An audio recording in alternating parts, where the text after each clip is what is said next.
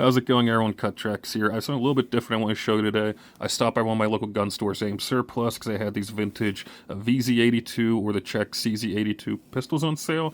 They are a military or police surplus. It was only $280. I've been looking at these for a while, so I can get myself an early Christmas present. They came with everything you see here, so of course the pistol, the holster for it, you have an extra magazine with the pouch, and then the magazine with the pistol. We'll start with this magazine and the pouch extra in here. The pouch is in really good condition, looks practically brand new, and the magazine inside of it is in great shape also. It looks barely worn, I've probably used a handful of times, but overall really nice.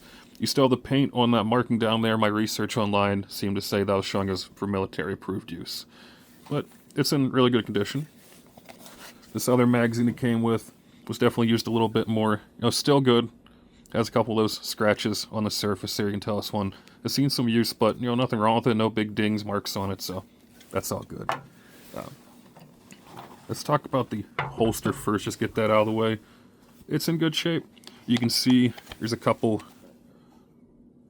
not so much cracks, but just like you can tell where it's folding and bending a lot after use there.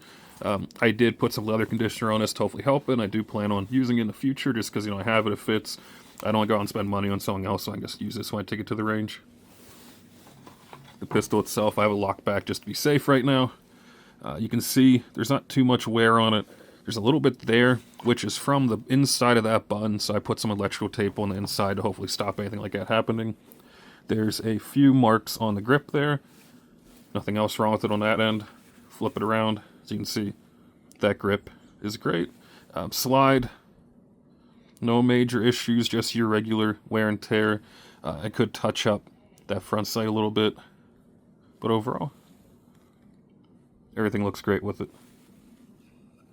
It is safe unloaded, so I'm just going to let that slide go back so I can show you some things easier. There's not many markings on here. You can see, of course, a serial.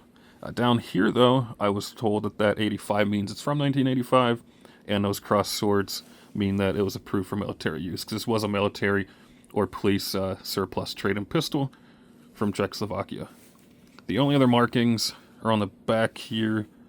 If I get show up there, it's just the import marking. You can see they kept a really small hit right there, so that's great. I hate when they go and put big engravings on the side of the barrel there.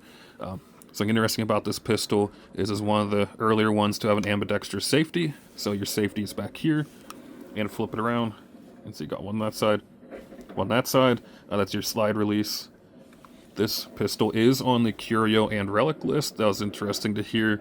It's apparently because it's in a museum, I believe at West Point, and a curator wrote about it, so they put it on that list.